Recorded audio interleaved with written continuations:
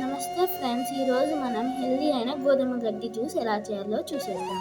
దానికోసం మనం ఒక 2 ప్లేట్లకు హోల్స్ పెట్టుకోవాలి. అటు 4 ఇటు 4. దానిపైన ఒక టిష్యూ పేపర్ వేసుకొని మట్టి వేసుకొని దానిపైన నీళ్ళు చల్లుకోవాలి. ఇలా గ్యాప్ ఇచ్చుకుంటూ ఇక్కడ గోధుమలు నానబెట్టుకున్నాక మొలకలు వస్తాయి కదా, అది మొత్తం దానిపైన చల్లాలి. అలా బాగా చల్లుకోవాలి.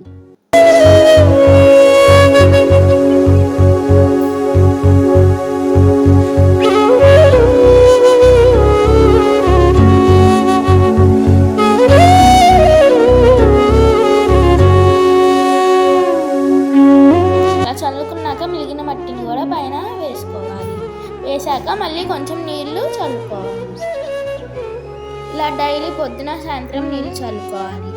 15 డేస్లో మనకి మంచిగా గోధుమ గడ్డ అనేది మొలుస్తుంది.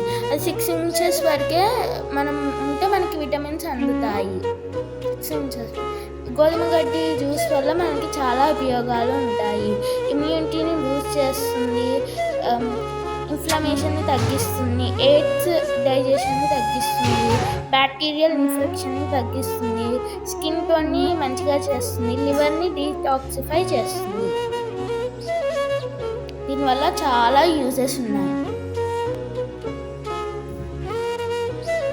ఆ తర్వాత ఇలా కట్ చేసుకున్న గడ్డిని మనం మంచిగా కడుక్కోవాలి.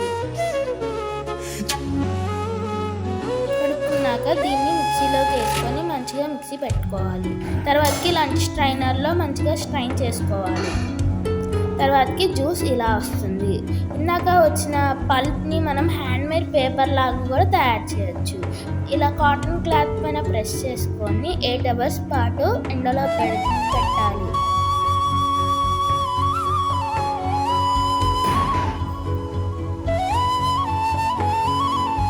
ఇలా ఎండబెట్టాక మనకి handmade paper ready. Front side అయితే ఇలా ఉంది, బ్యాక్ సైడ్ ఇలా ఉంది. ఎండాక ఇది అసలు గ్రీన్ కలర్